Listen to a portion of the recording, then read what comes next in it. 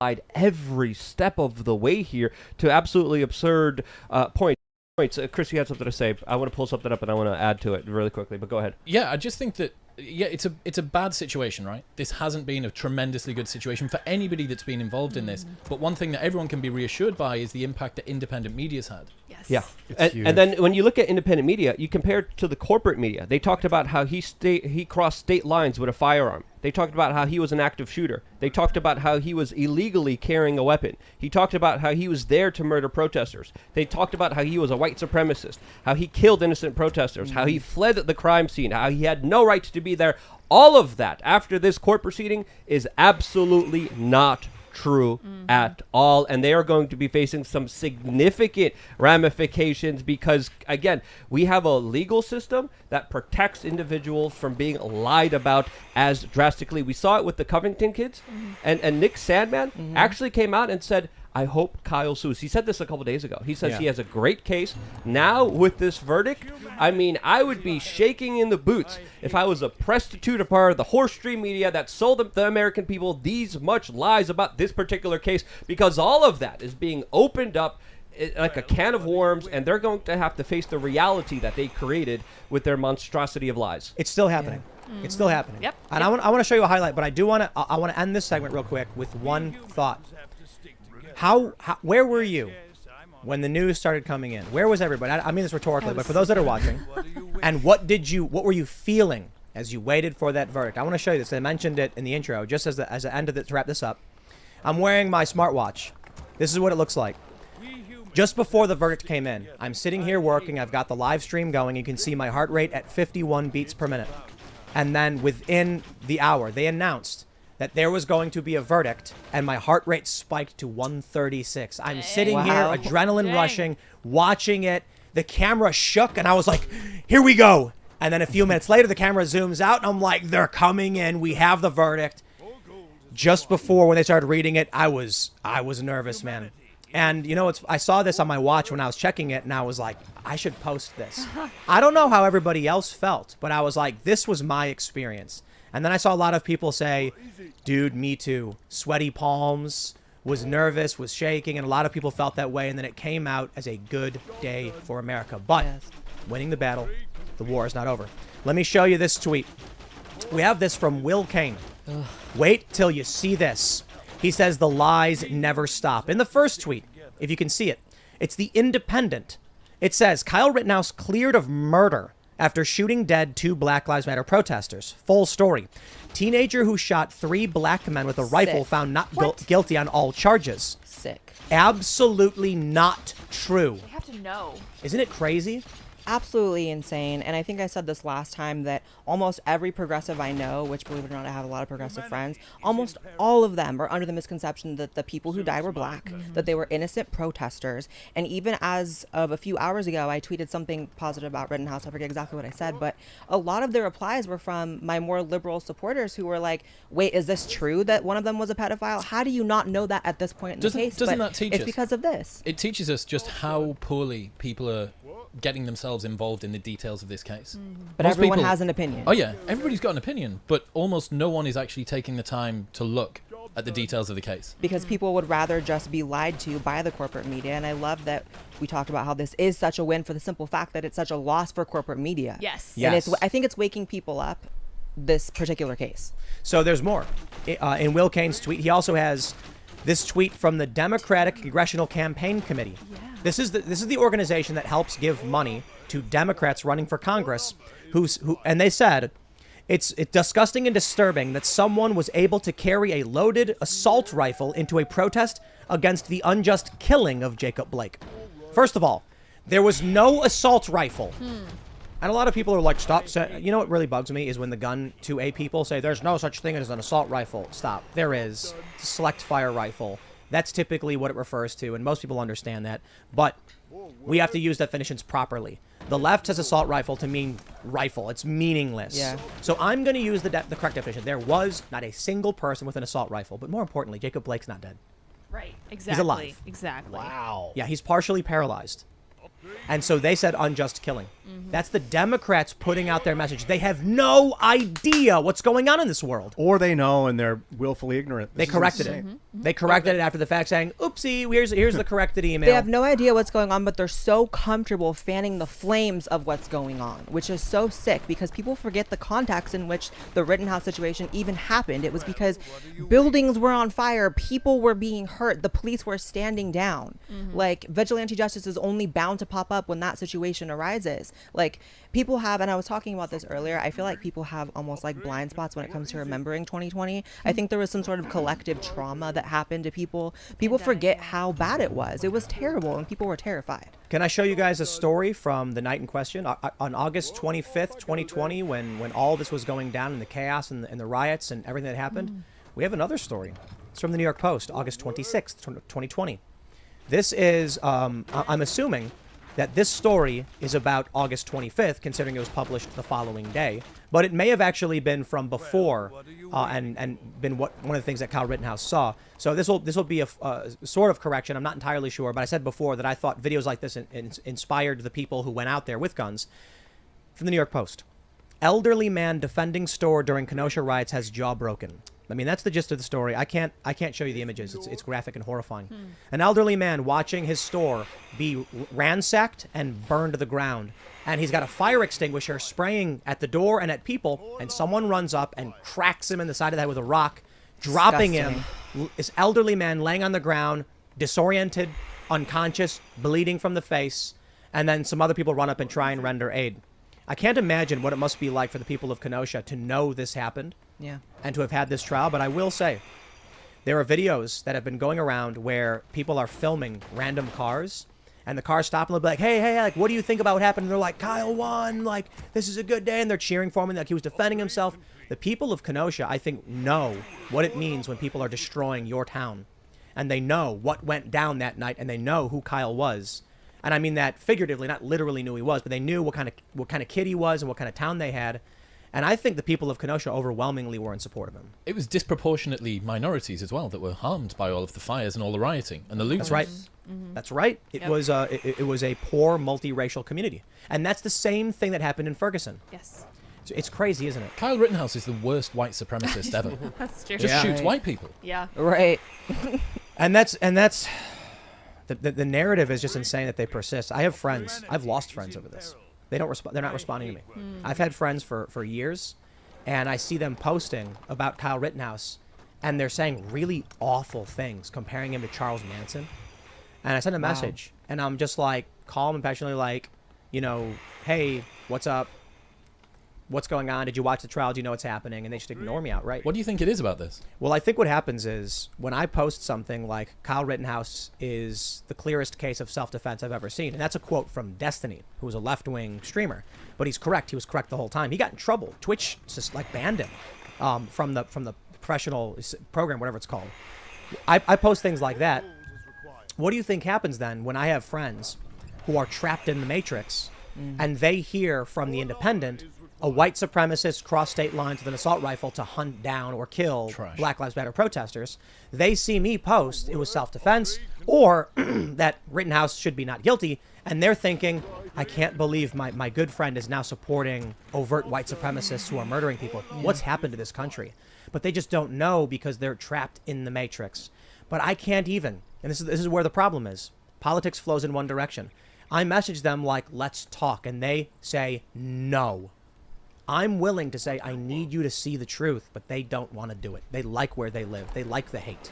It's tough to shatter people out of the Matrix through text. Never really works. Well, they don't see anything else but the corporate media. So when you have the same trash regurgitated to you, repeated after one lie and another lie and another lie, you build this huge foundation that has absolutely no merit in reality, and it's being propagated not just by the corporate media, not just the people who pull the strings of the corporate media, but also the puppets of the people who pull the strings. Of course, that's politicians like Kamala Harris. Kamala Harris just came out with a statement about this entire situation, and she said, quote, "This verdict really speaks for itself. As many of you know, I spent a majority of my career working to make the justice system more equitable, and clearly there is a lot more work to do." And I'm like, B, you put innocent people behind bars And bailed out the rioters. And bailed out the rioters. Not only bailed out the rioters, not only called for criminals to be let out of jail, but knew that she had evidence that someone was innocent, and she still decided to vindictively hold that person in jail for over 2 years. Nonviolent drug offenses. She put people behind bars. There's a mosaic collage right now of all the black people she put in jail. That's great. I will not sit here and listen to you besmirch Kamala Harris. Our Hold on. president. Our president. Briefly president for 2 hours. No. She did not just for no reason keep people who are innocent behind bars. She needed them to work as slaves to put out fire for $1 an hour. Kamala Harris kept people in prison, denying their parole, so that she could use them for cheap labor to fight wildfires. That woman is beyond despicable. Though that is an atrocity to commit against another human being. I've but heard I was this a kidding, lot. by the way. Luke is correct. Is Yes, it he confirmed writes. that was her intent, or is this just like kind of That- people are like So assuming no, because it's of evidence? It's her intent. So it was someone in her office who said it. At first, a lot of people were saying she kept innocent people in prison beyond, she kept people in prison beyond their term to use as cheap labor. The full story is people were up for parole, and her office's position was do not grant them parole. We need slave labor to fight wildfires. Yeah, and there's so many instances. There's an article in LA Weekly that's titled Daniel Larson's An Innocent Man, says federal judge. So why is he still in prison? He was in prison because of Kamala Harris saying, I want a clean, pristine record. Most of these state prosecutors are sociopaths who rather have a clean victory, who rather, of course, have a win column rather than do the right thing.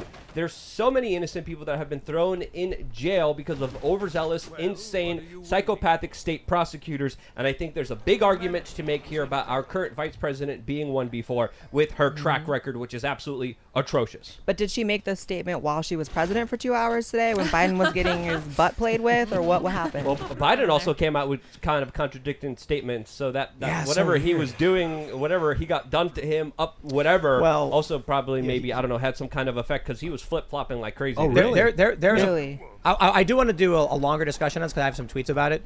But I want to add to this. There is something deeply wrong in this country when you have to agree with injustice to placate one political faction. It should be clear. Kyle Rittenhouse acted in self-defense, and we all knew it. We've had on the show 7 witnesses from various moments on that night. Some direct witnesses, Richie McGinnis himself, who is named in the complaint, who rendered aid to Rosenbaum, has been on this show more than once. And many other people who were there that night, and they told us what happened, and they showed us the video, and we all said, looks like self-defense. But now, because there are people who are lied to or just don't care, the president, the vice president, ACLU, and all these institutions say, well, we need the support, so just lie to them. The verdict's only surprising if you've only been watching the corporate media's spin, but the reaction hasn't surprised anybody. Everyone knew that this was primed to just go off. That's the problem, though, is that the video of what transpired that night has been available for over a year. And there are so many people that were so comfortable having this opinion, having never watched it, because if you do watch it, in my opinion, you can't walk away with any other determination other than, yeah, this kid was defending himself. Bad situation, but he was defending himself. I mean, you have Anna Kasparian of the Young Turks, over a year after it happened, finally saying, oh, yeah, by the way, woke up today, watched the video. I think he did nothing wrong. It's like, really, after a year of you slandering him. Yep. But that's You just do them. That's what all of these networks do. It's the craziest thing. That's why they're like Tim Pool's right wing. No, the difference between you and me is that I read and I fact check. Right. But let's talk about the you know what? I'll cut them some slack. They have a very serious problem in independent left-wing spaces, and it's that they blindly trust mainstream media. You ready for this one? Oh boy. You want your blood to boil? What if I were to tell you that there were reporters of the New York Times who knew the BLM rioters were destroying poor interracial communities, but the New York Times said we won't run the story until after the election? Kind of obvious why. Well, we have this. This is from Barry Weiss's Substack, from Nellie Bolas, formerly of the New York Times. I believe this is let me make sure I'm getting the name. I'm fairly certain it's from Nellie Bolas. Yep, by Nellie Bolas. Okay, now that we know it's her, let's read her story. A note on Kenosha in light of the Kyle Rittenhouse trial. She writes, Until quite recently, the mainstream liberal argument was that burning down businesses for racial justice was both good and healthy. Burnings allowed for the expression of righteous rage, and the businesses all had insurance to rebuild. And she's right. Now, many progressives and neoliberals came out and said, oh, come on, that's not true. You're exaggerating. No. They all said, oh, they have insurance. They wrote articles in defense of looting. They wrote books. They were defending this. Kamala Harris tried to she raised money to bail them out. Biden's staffers raised money to bail them out. She goes on to say, when I was at the New York Times, I went to Kenosha to see about this. And it turned out not to be true. The part of Kenosha that people burned in the riots was the poor multiracial commercial district full of small, underinsured cell phone shops and car lots. It was very sad to see and to hear from people who had suffered. Beyond the financial loss, small storefronts are quite meaningful to their owners and communities, which continuously baffles the Zoom class. Something odd happened with that story after I filed it. It didn't run. It sat and sat. Now, it could be that the piece was just bad. I've sent in bad ones before, and I'll do it again. A few weeks after I filed, an editor told me the Times wouldn't be able to run my Kenosha insurance debacle piece until after the 2020 election. So sorry. There were a variety of reasons given: space, timing, tweaks here or there. Eventually, the election passed. Biden was in the White House, and my Kenosha story ran. Whatever the reason for holding the piece, covering the suffering after the riots was not a priority. The reality that brought Kyle Rittenhouse into the streets was one we reporters were meant to ignore. The old man who tried to put out a blaze at a Kenosha store had his jaw broken. The top editor of the Philadelphia Inquirer had to resign in June 2020, amid a staff outcry for publishing a piece with the headline, "Buildings Matter Too." If you lived in those neighborhoods on fire, you were not supposed to get an extinguisher. The proper response, the only acceptable response, was to see the brick and mortar torn down, to watch the fires burn, and to say thank you. Holy Wow. From Nellie Bolis, formerly of the New York, I believe, formerly of the New York Times. Yeah, she's not there anymore. To write that and to feel that indignation. The only thing you could do as you watched your town, your home, your friends and family's livelihoods burn to the ground was say thank you. The New York Times covered up what was going on. They knew how bad it was. They knew the lives being destroyed, and they said, "Yeah, but Trump might win, so let's kill that story until after." Disgusting. I'm thinking about my parents' house where I grew up, and if people came by, like a horde of people came by to burn their house down, like what would I want? I would want them to defend the house. You don't just let people burn your house down or your building down.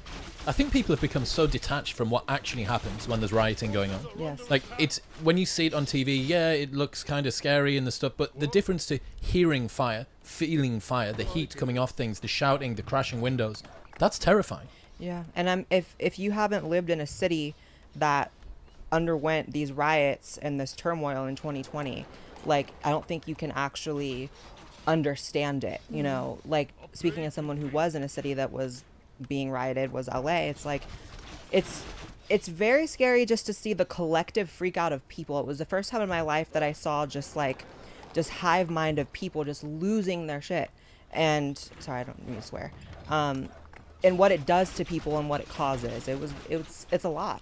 I keep thinking about how they say there's this chant like protect your house, protect your property, not your streets. Protect your property, not your streets. Like, get off the streets, let them ride on the street, go defend your building, but let them ride. But like, if you set a big blazing fire on the street, fire spreads. Why is that even a choice? Yeah. Why is that even a choice? In the pretrial hearing, when the prosecutor was like, "It's just arson," the judge goes, "Are you kidding me? Just arson?" I remember that moment. We talked about it. It was the most amazing moment of the trial when the prosecutor Binger goes, "What did Rosenbaum really do that night?" "Oh, I'll tell you what he did that night. He tipped over a porta potty with no one in it. He set a metal dumpster on fire and was swinging a chain around.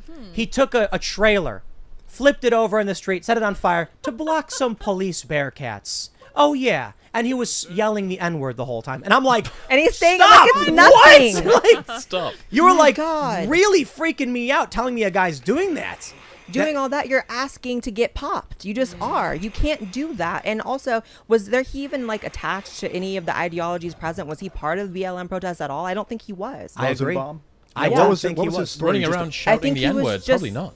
Right. Yeah. Exactly. Here's what I think. I think that we'll be careful in describing what Rosenbaum did to those children Right. because we'll keep it a little family friendly. But I just like to say atrocities. because I don't think there's anything worse you can do to children what he did. He had I guess the rumor is a mental hospital, some say a jail. He had gotten out that morning or recently. I don't think he knew anything or cared at all about Black Lives Matter riots. I think he just ended up there as someone who, I mean, what life did he have? Apparently he was carrying a jail bag or something to that effect. Like a hospital bag? Yeah, a hospital bag or something. So I think he was just an unwell person. I think we know the crime, the charges, the convictions against him. We know he was in jail. We know he was very unwell and particularly evil. I think he was just there that night to perpetuate his pattern of violent behavior. But at what point do we have the conversation of why he was walking free in the first place? Because in my opinion, when you rack up 5 victims, no, it was more than that. I think it was 11. Yeah. 11. I I thought it was 5. I just read an article and they said 11. Okay, so then I could be wrong. Even worse. Let's say hypothetically it is 11, or for sure it's 11. Who knows? If that's the case, how do you rack up that many victims? Being careful of how we describe the way in which you victimize them. How do you rack up that many and still be walking the streets? To me, that's life in prison or worse. Yeah, point. I think, man. And if he was in prison, it would have never happened. That's right. That's right. Yeah, and that's why I tell people, you know, there are people saying like, don't defend him. Timmy was a monster. And I'm like, dude, I didn't want that guy to die.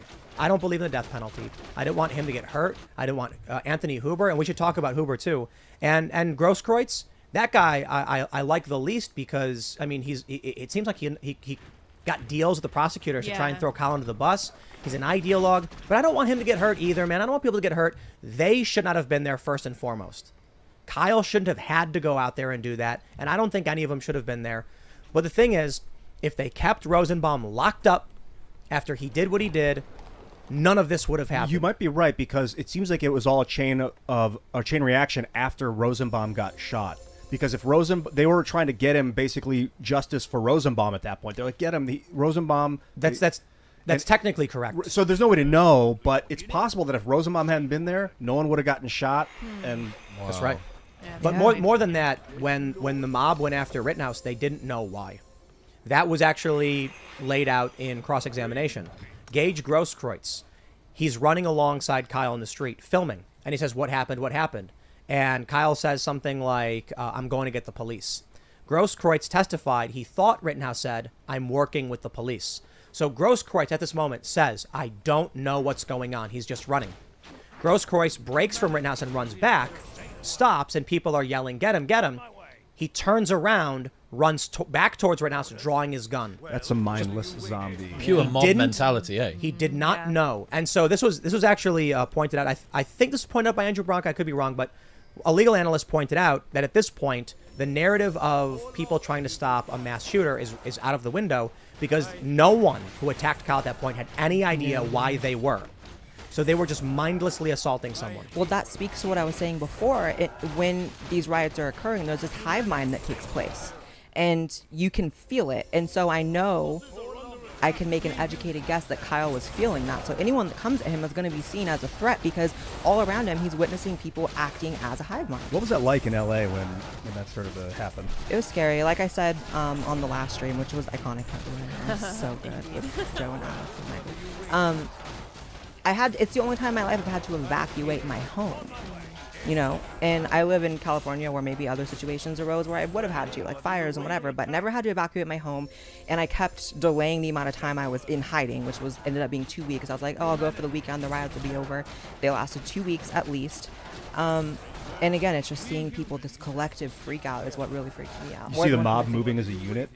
Yeah, and actually I was getting my nails done and leaving the parking lot, and as I was pulling out with my friend in the car, we had about this much space between a huge group of people walking down the street screaming angry. If I had left the nail salon even 10 seconds later, I would have been trapped in the nail salon, and they smashed buildings. So I might have been trapped in a building, and then who knows, it's like I'm not exactly loved by these people. I could have gotten hurt. It was scary.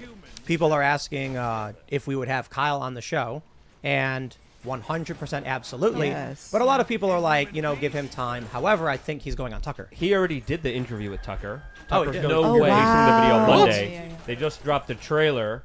wow. And you see Tucker talking, Kyle already being interviewed. So Kyle's been He did it Monday? I don't know when, but there's videos of Kyle talking on Tucker Carlson's his like Amen. his other shows that he has. So Right. he's been doing interviews. He's going to be doing interviews. Wow.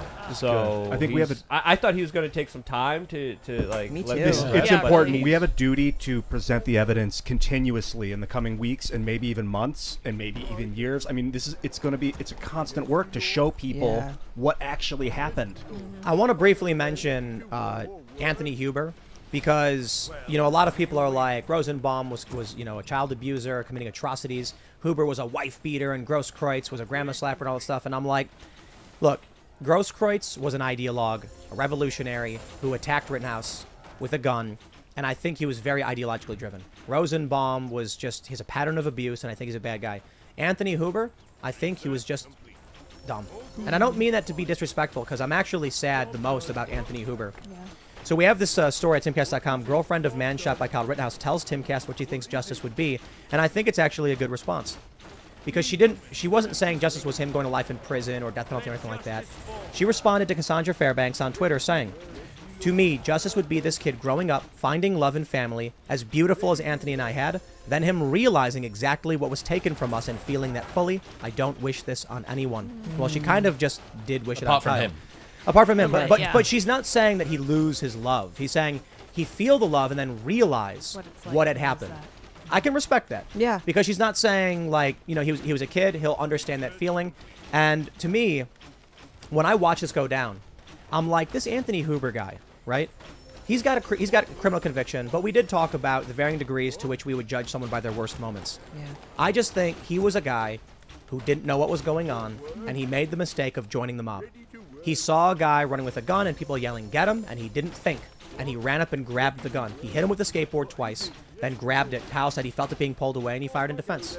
I'm sad anyone got hurt in this instance, and the scariest thing about it is, for the most part, Gage Grosskreutz and Huber were mostly just being mindless. Like, they weren't paying attention, they weren't thinking, they didn't care. They said, the mob is attacking him, we join in. And that's the worst part of it. So, a lot of people want to immediately just hate all these people. There was a video from outside the Rittenhouse trial where someone bought a bunch of, I think it was Domino's pizza, and then the Black Lives Matter protesters and the pro-Rittenhouse protesters, or whatever you want to call them, shared pizza together. And I was like, that's awesome. And that's hard to do. If you're out there and you're holding a sign saying, free Kyle, and the other side saying convict, and you guys are like, I can't believe it, you don't like each other, and then somebody walks up from the other side and says, let's have pizza together. And I'm like, man, they're breaking bread over Domino's pizza. I almost can't believe that happened. It did. Yeah. I know. I was like, That's crazy. There's like a woman there, and he's like, take a slice, man. He's like, I appreciate you guys. I wish you love. And I'm like, that's awesome. That is That's what awesome. we need more of. Because if we can all look, I'll tell you this. It's simple.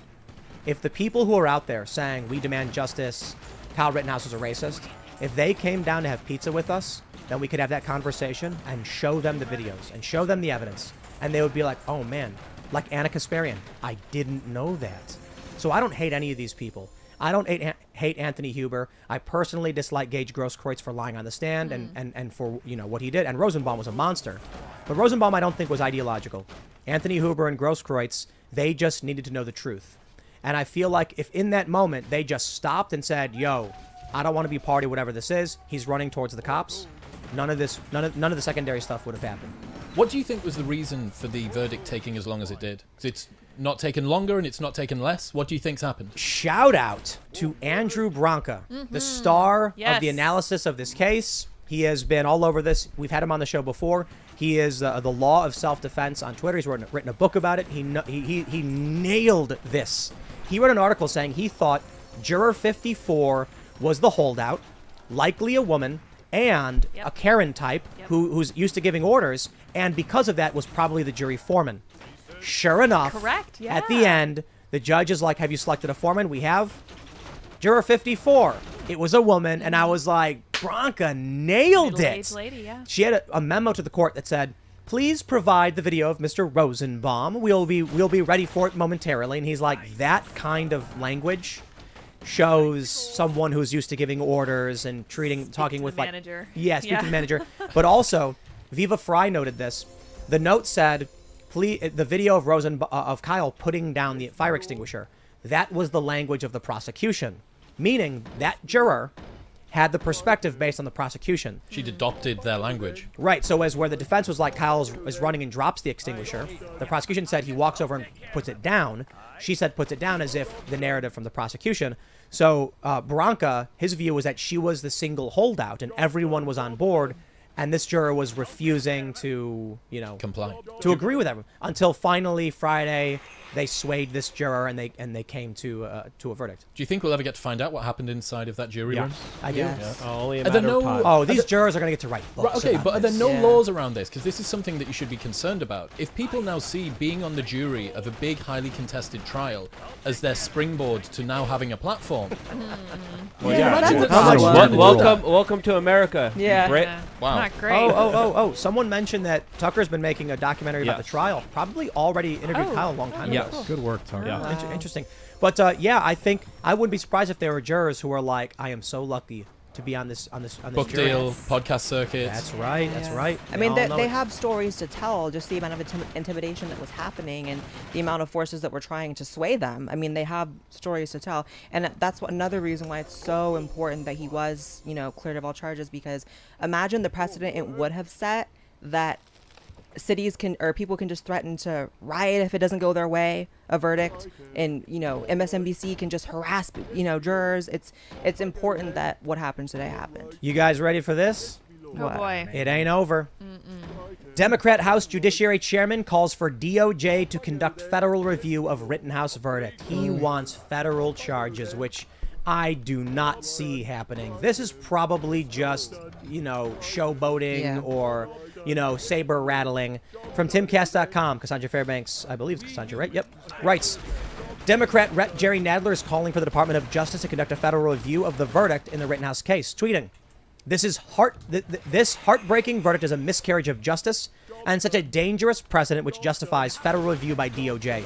Justice cannot tolerate armed persons crossing state lines looking for trouble while people engage in First Amendment protected protests. Sue this man for defamation, Yep. please. Please. No armed person crossed state lines. Dominic Black was indicted, is being charged by the DA for the straw purchase in providing the rifle to Kyle Rittenhouse in Wisconsin. It is plain as day. It is obvious to anybody who's paid attention, and this is gross negligence to say something so stupid when this is the highest profile case we've had in how long? I don't know. At least since Derek Chauvin. Yeah, Chauvin. Yeah. 1 year. Before Jeez. that, I don't know. I was gonna say Or not O.J. even a Simpson? year. I don't O.J., know. Rodney Yeah. King. I mean, this is a lot bigger than Chauvin, in my opinion. I Oh, mean, for sure. Yeah. the people being glued to this. I've had people who are a little older said it feels like OJ. Yeah. Everyone's like glued to the TV That waiting to OJ see. trial is crazy. Do you think the reason that it's garnered so much more attention is because the outcome was less sure? I think it's because when Chauvin was after Chauvin, the video came out, everyone, like 90% of people, were on board with like, get that guy off the force. Yeah. Like, that was bad. Yeah, it's upsetting. With Rittenhouse, the right immediately saw the video and said, okay, he was acting in self-defense. Then the media lied, and the left immediately said, we believe whatever the TV tells us. And so it became the necromancers of mainstream media casting their spell over the masses to keep them in the dark, while those of us who are out, well, let's use the allegory of the cave instead. All of the people sitting in the cave watching the shadow puppets dance, we were the people who exited the cave and saw reality and were desperately yelling to them, that's not true, come out. Come And they would be out. like, no. And so what I think made this so big was how ingrained the lies were. It took Anna Kasparian a year to finally realize the truth. How did she find out? And did I she don't ever know. explain She it? watched the video, I think. Yeah, I think so too. I think it's really important for people like Anna Kasparian to show publicly that they can change their minds. I think 100%. that is Yeah. such a powerful example Yeah. But for look other at- people to see. Look at Cenk Uygur. I really He's doubling hate down. talking about this guy, but he said nasty things about, we brought him up when we did the show with Rogan, and then it became a stupid thing because the media is so dumb. They're like, here's a story, they're arguing. But he was like, Rittenhouse is bad, blah, blah, blah. And he tweeted about me and Joe, said, Rittenhouse fanboys, and I simply responded, we were just citing Anna Kasparian. That's right. And I definitely, when she came out and corrected herself and changed her opinion publicly, I definitely refrained from hopping on any kind of hate bandwagon, going towards her, just because I felt like it is so important. And it is actually rare for people on both sides to really just be like, Yep. you know what? I was wrong. Got to reward that. Yeah. Talking about suing and stuff. Tim, can we talk about what Kyle does next? What does he do next? Well, so when I that saw that Nick Sandman thing, right, and you see this kid who's been through a lot, but you didn't see his suffering so much, and then he gets this huge payout, and you think this guy doesn't need to work for the rest of his life. We don't know what his payout is. Okay, well, it's not small. It was a private. It could be. Really? Yeah. So with the Covington kids, for those that don't know the context, this is the kid who was standing on the steps of the Lincoln Memorial when the Native American guy walked up and started banging the drum in his face. The media lied and claimed it was the other way around. Sandman sued a bunch of media outlets. The lawsuits were for huge sums, but they settled for an undisclosed sum out of court.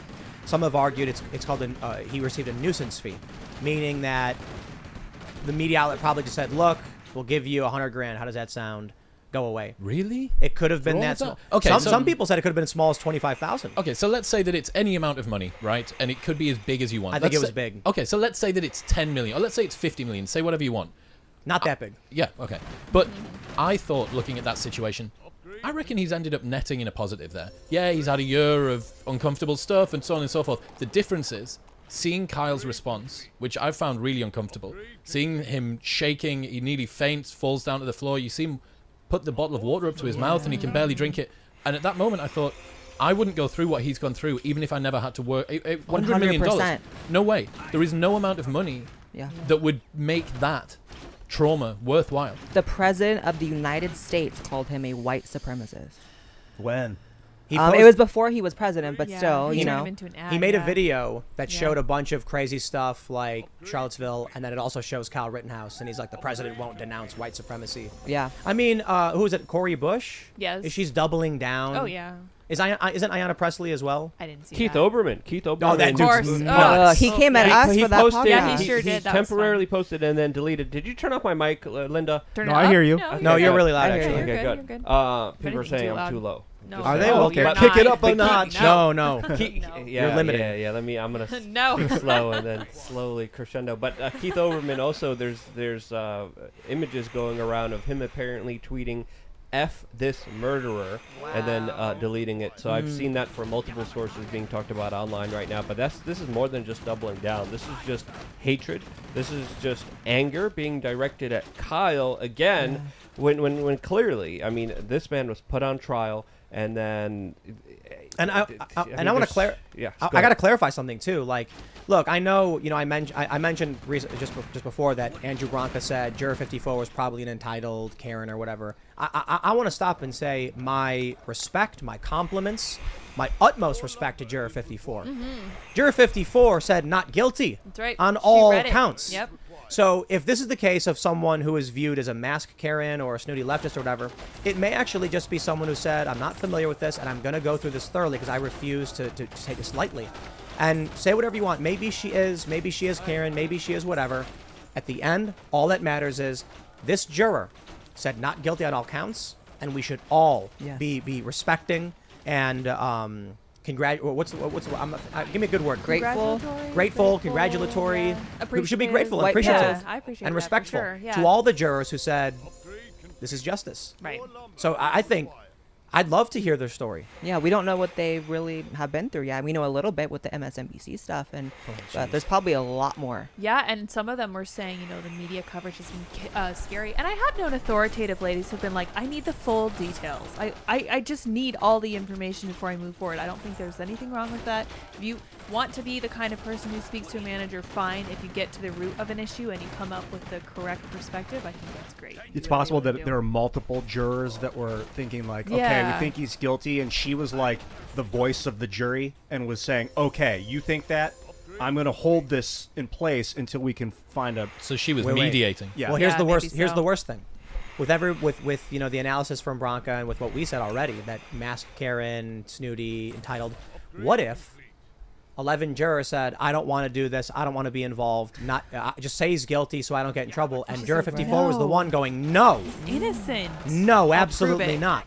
Yeah. I would love to see. What if they jury- don't record that, right? They don't record the, No. the jury rooms. Have you noticed that during the Derek Chauvin trial, there was a lot of pressure from social media onto the jury? You must find this man guilty. Yeah. We haven't really seen, or at least I haven't seen, that same pressure with regards to the jury itself. They It's were been- outside the courtroom screaming and bullhorning. Yeah, They were saying, we're going to yelling. burn it down. That was the They had extent to of it, though. black out the windows of the bus as the juries were coming through so that they couldn't see what was happening, but they could hear it. MSNBC was following them down the But street. is that the same There's sort people of trying to take photos intimidation? of That, them. like, No, it's targeted worse. intimidation. No, Really? way worse. Yeah. A journalist. So someone was caught filming the jury, and the judge said at bus pickup there was someone filming it. The bailiff instructed them to delete the footage, or the deputy, or whoever, and we'll make sure this doesn't happen again. So everyone knew, stay away from the jury. The jury's bus windows were blacked out because they had to protect them. And then MSNBC sent a reporter to trail the bus to such a degree he was blowing through stoplights. And the police pulled him over, tweeted they thought he was trying to get photos of the jury. This is a direct threat That's to why them. they're banned from the courtroom, That's right? right. This, as there's people They on didn't, that didn't social happen media. in Chauvin trial. I mean, in the Yeah. Chauvin trial, they were being escorted into the building with armed police and with rifles, right? That's crazy. Yeah, I mean, there are tweets all over social media saying the most heinous things that people would like to do to the jury, to the judge, obviously to Kyle, and obviously to anyone who thinks the verdict was correct today. So, yeah, they went through a lot. There's people making open threats against Yeah. the jury, which you would think the DOJ would get involved in and start investigating and start actually, doing their job as a part of the DOJ. So that's why this latest development that the DOJ will be reviewing this potentially on behests of this congressman is a little bit worrying, because legally they have no room here, but that hasn't stopped them before. When you look at the actions of the DOJ, they're becoming more and more aggressively political. They're becoming more and more egregious in their actions. So this to me is something to, of course, look at, because it wouldn't surprise me if they did do something from here, in my own personal opinion. Can you just think for a moment what would have happened that night if Kyle Rittenhouse hadn't shot? If he hadn't fired a single round that night, what would have occurred? Rosenbaum would have had an AR. He would have taken it from him. Yep. I think he would have. I do believe he would have killed Kyle. Oh, for sure. Me I too. definitely do. Yeah, yeah. Now, but here's what. So I talked about this the other night. I think on the surface, Rosenbaum was not going to take a gun and randomly shoot people. But what they said was, Kyle said, if he got my gun, he would have shot me and he would have shot others. And Kyle's correct for one reason. You can't approach it from the perspective that Rosenbaum was just a crazy guy who was going to run into a crowd. Rosenbaum would have grabbed the gun from Kyle and probably used it on him. I certainly think so. He threatened to kill him already. Once he did, everyone would have screamed, yo, he shot that guy, get him, get him. Rosenbaum would then start Oh, shooting God, it's people. like passing the buck. That's yeah. right. Yeah. Wow. It's a fair assessment, right? They would have seen Rosenbaum the same way they saw Kyle and yelled, get him, cranium that boy. And Rosenbaum would have been like, no. Crazy, violent, and he had a gun. Now, you know what I think the biggest mistake of the defense was? They won, so it's fine. But Richards, the defense lawyer in the closing argument, said that he was glad that Kyle Rittenhouse shot those men. And I was like, oof, no. Yeah, little too that's far. see, Bit, even with us, it's like obviously the title of this video was like has the word party in it or whatever, but like I don't think anyone truly is like excited that any of this happened. There's not many winners here. Well, at least listen, no one in this room. Yeah. Yeah, there are certainly people This who army. are happy. I think the whole thing was a net negative across the board. Yeah, of The course. reason we're happy is that Kyle Rittenhouse's life will not be destroyed by this because of the tragic nights of that tragic events of that night, and from all the pain and suffering and the torment he's gone through, he may actually get some positive results here. Mandatory life sentence. I know. That's what he was up against. And also, we also have to at some point talk about like he will live with this forever. I mean, I've never taken a life, obviously. I don't think anyone in this RV has. But that has got to just be such a uniquely traumatizing thing that's going to affect him for the rest of his life. You know, I mean, this is just the beginning. So what happened today was right. I also think that I don't think it's an entirely net negative, because I think it did set a precedent that Americans are allowed to defend themselves against violent militias. No, I do think it's a net negative. Yeah, I've heard I was talking about this a little bit earlier, and I said it was always supposed to be our right to defend ourselves. Of course. The Second Amendment was always supposed to be, and I think the fact that it was put on trial was Yeah. dragging all of us down. That being said, I see we're that. happy because our rights were upheld. Kyle Rittenhouse, his rights were upheld. again, is Yeah, a tragic situation, but it's this simple. When Richard said he was glad, he said he was glad that Rittenhouse, Kyle shot those men because if he didn't, Kyle would have died. I wouldn't say that. I think that's terrible. Glad someone was shot. It's it's simple to say that it's unfortunate he had to do this, but you need to understand, as much as this whole night was a tragedy, Kyle Rittenhouse is not responsible for it. He was attacked by 3 assailants. 1, overtly and violently, and 2, seemingly mindlessly and violently. And in each instance, he had a right to defend himself, and the jury agreed. Where it may be a net negative, which means the totality comes out below 0. But I agree with you, Blair, that I think something positive within that net negative is that if people are considering going out and burning buildings down, and there are militia there to defend it that are armed, don't attack them. Those people are there for a reason, with weapons for a reason. It's not a show. It's not a video game. And perhaps people, for better or for worse, may think twice about going out and burning down their local mom and pop shop. Now, I do think this is a good precedent in that regard. And another thing that I think we haven't really fully sussed out is that I would say this is very much a red pill for people who have kind of engaged with it. For like the lady who was saying, I'm pretty well read, I'm pretty liberal, I'm fully educated or whatever. I did not know this. Now I know this. Her comments were full of people saying, I didn't know that either. I think that's great. It's a white pill for us. It's a red pill for them, because it's like, look what the news is saying. It's like Trump's speech. Like, you can watch a speech and then you can watch what they're saying about it. You can watch the video and then you can watch what the media is saying about Kyle Rittenhouse, and you're like, these two things are not the same. This doesn't add up. Yeah, if nothing else, it needs to teach people that corporate media is the enemy. Exactly. They have always, currently are, and will always lie to you, and they want blood. Take a look at this story we got here from timcast.com. This is from yesterday. Kenosha School District switches to remote learning to protect students and staff. They say, while we have not been advised of any existing imminent danger, we feel this is the best course of action to protect our students and staff during an uncertain time.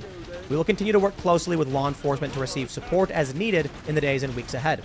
Hundreds of Wisconsin National Guard troops are on the ground should any rioting, looting, or general violence occur. I saw someone on my Facebook who's a pretty far lefty tweet not our story version of it, but like just a card saying Kenosha is going remote learning out of fears of riots, and I just responded with terrorism, and this actually it worked. Has there been any reports? Well, so the person responded with something about how they feel that the left is terrorizing children and schools and families.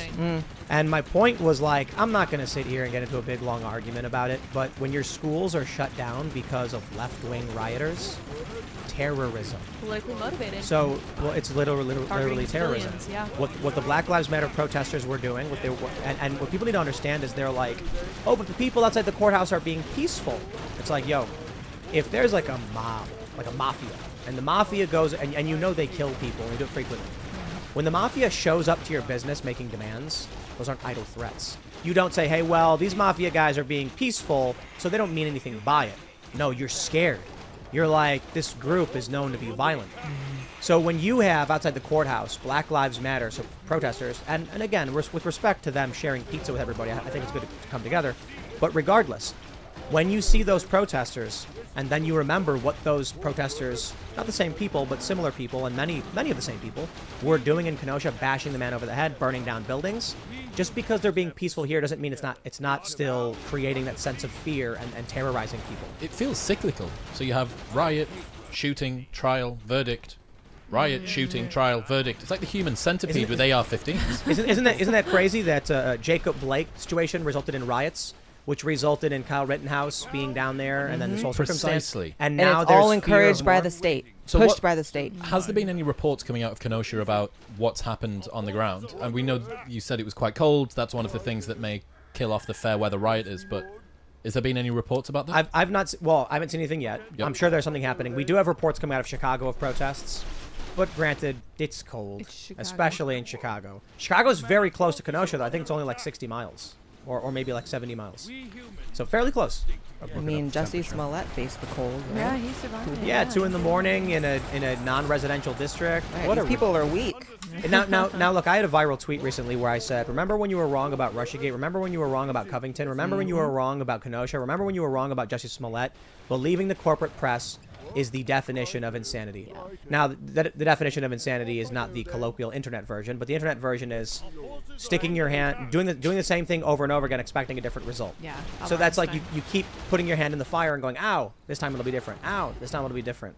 This is what I struggle with, though, because if you think about it, and we talked about this last time a little bit, how the actual ratings and numbers for many of these shows in the corporate media are so low, to the tune of maybe 100K for some of them, right? So this episode of Timcast is going to get more than most mainstream news shows talking about this.